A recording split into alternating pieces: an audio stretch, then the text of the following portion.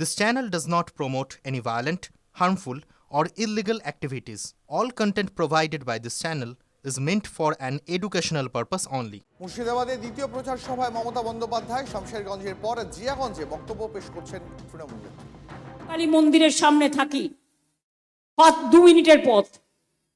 আমাকে ওরা প্রায় প্রচুর অকেশনে ভোগ পাঠায়। আমি সেই ভোগটা খেতে খুব ভালোবাসি। কেন জানেন তো? ওখানে মাছে একটা দারুণ মাছ ভাজা দেয়, আর দারুণ একটা মাছের ওরা কালিয়া করে। আমি মাংস খাই না, কিন্তু ওরা পাঁঠার মাংসও দেয়।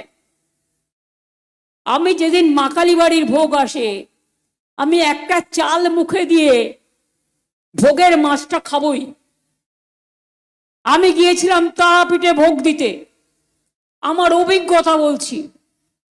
আমি দেখলাম ভোগের থালাটায় অনেক তরি তরকারি সুন্দর করে সাজানো, পায়েস থেকে শুরু করে ভাত থেকে শুরু করে সব আছে, সাথে একটা মাছের মাথা আছে।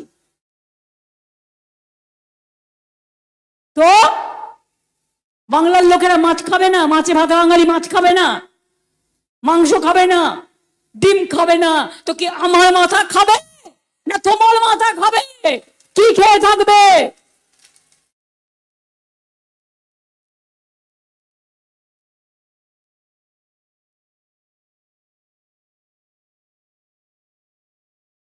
বাংলার মানুষের আত্মসম্মান আছে, অনেক অসম্মান করেছে আমাদের। মুর্শিদাবাদের কত পরিযায়ী শ্রমিক বাংলায় কথা বলেছে বলে তাদের বিদেশি আখ্যা দিয়ে দিল্লি পাঠিয়ে দিয়েছে। আমরা প্রমাণ করে দিয়েছি। সোনালী খাতুন 9 মাসের গর্ভবতী মহিলা, তাকে পর্যন্ত মেরে পাঠিয়ে দিয়েছে বিএসএফ এর দল। বিজেপির কথায় তার পরিবার এখনো জেলে আছে। সে গর্ভবতী অবস্থায় জেলে নিয়ে গিয়ে তাকে দুটো খেতে দেয়নি। আমরা লুকিয়ে লুকিয়ে কোন রকম কোর্টের থ্রুতে তাকে খাবার পাঠিয়েছিলাম দুটো, আর তার বাচ্চাটাকে এখানে জন্মগ্রহণ করেছে। তা না হলে তার বাচ্চাটা যদি ওখানে জন্মগ্রহণ করতো ওদের জন্য, তাহলে তাকে বিদেশি আখ্যা দেওয়া হতো। প্রতিদিন কোনো না কোনো মুর্শিদাবাদের পরিযায়ী শ্রমিককে হত্যা করা হয় বিজেপি রাজ্যে। কি অপরাধ?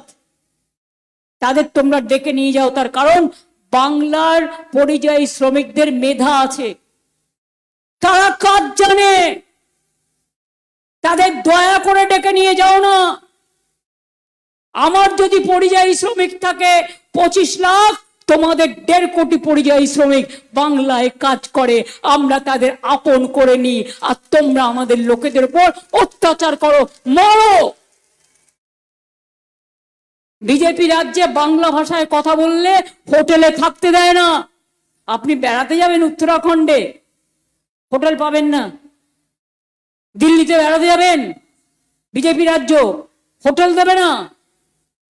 এমনকি আপনি উড়িষ্যায় যাবেন, পুরো পাল্টে গেছে।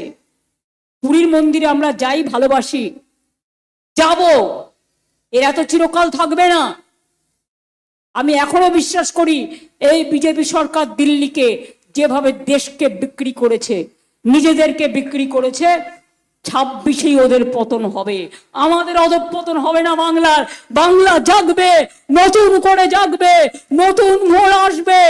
আমাদের ভাগীরথী জাগবে, ইছামতি জাগবে, গঙ্গাসাগর জাগবে। মনে রাখবেন, জগন্নাথ ধাম জাগবে, হাজারদুয়ারি জাগবে, কাটরা জাগবে, জায়ের থান জাগবে, মাঝির থান জাগবে, মা বোনেরা জাগবে, ভাই বোনেরা জাগবে, শ্রমিক কৃষক জাগবে। সর্বধর্ম সমন্বয় বাংলাকে পথ দেখিয়ে দিল্লিকে আগামী দিন দখল আমরা করবই।